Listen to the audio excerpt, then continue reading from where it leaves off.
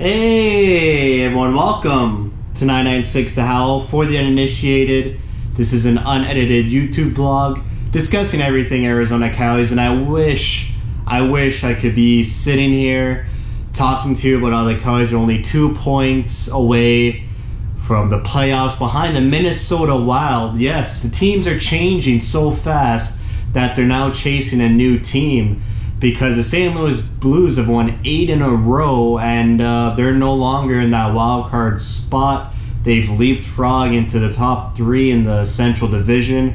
So now we're chasing the Minnesota Wild. A new challenger approaches the Thunderdome of the West wild card. Unfortunately, the Coyotes could not win against the Blues. I thought this game was in the bag. I was so excited to watch this game. And it was going to be a battle between two teams fighting for a playoff spot. But man, this St. Louis Blues team is completely different from the last time these two teams met. Last time the Coyotes faced the Blues, I think they won 6-1. And the St. Louis Blues defense were just statues, just zoned in, watching the puck of the Coyotes, passing it back and forth and just ripping goals past whoever was in net at the time. But it wasn't this guy who was playing against the Coyotes on Valentine's Day night. Binnington, who's a rookie goaltender, is 11-1-1.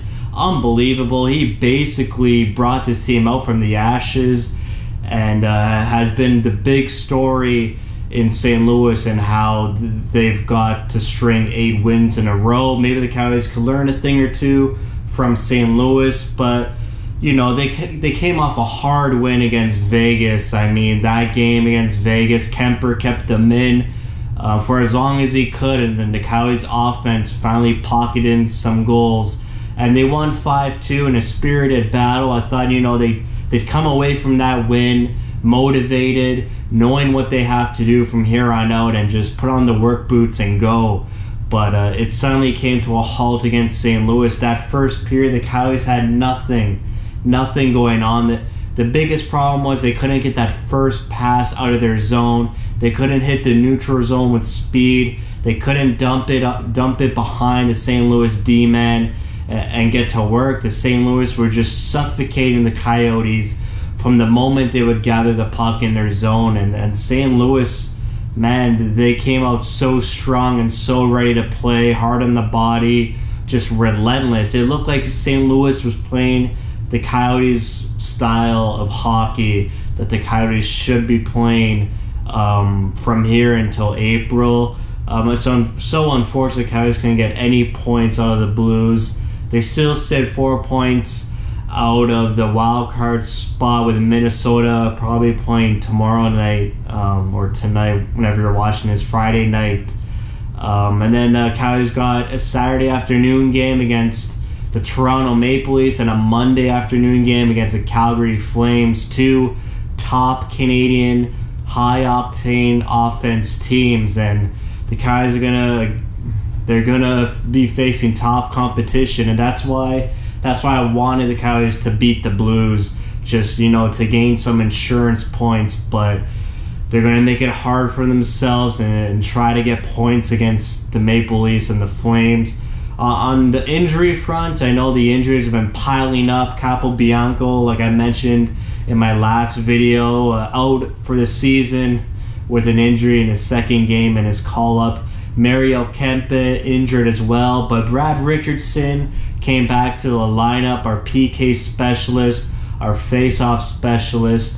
Unfortunately, he couldn't make much of an impact as we'd hope, but it's only his first game after missing 11 games, so we'll give him some time. I remember when Hinostroza came back from his injury, it took him about 4 to 5 games to get back up to speed. So hopefully Richardson takes a bit shorter and quicker to get back to his game. He's still second on the team in goals, which is funny enough, missing that many games. And Dvorak should be back within a week or 2. He's practicing in a contact jersey, so he's practicing in full practice. Michael Grabner and Jason Demers as well. So we'll get Michael Grabner, we'll get Jason Demers back, hopefully and Dvorak by the end of February into March. So Coyotes just got to keep up with the pace, keep up with the Western wildcard race. A couple teams making some moves.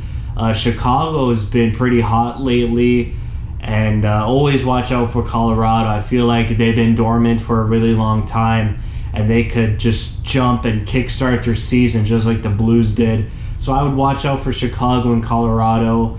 I'm not worried about Vancouver. I think they lost both their goalies to injury, so we'll see what happens. But man, the Coyotes get so close every time. They get within 2 to 4 points of that spot, and then just they have a rough game, and it could pile on from there. Like I said, Toronto and Calgary, just oh man, I really hope the Coyotes come up to play against those teams, because if they came out the way they played against the Blues, it's not going to be pretty. And they could find themselves deep into a hole. They could find themselves 8 points out, and I think that'd be way too much. And then we could start talking about the deadline and what John Shaika would do for the deadline, but that's a bit too far out, a bit too pessimistic.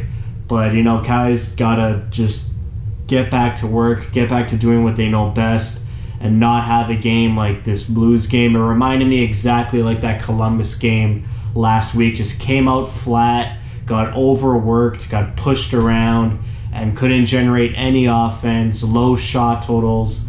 They got to get away from those types of games. So hopefully they have a bounce back like they did against Dallas and Vegas. And let's hope and pray. So that's it for me. Thank you for watching. Thank you for your support.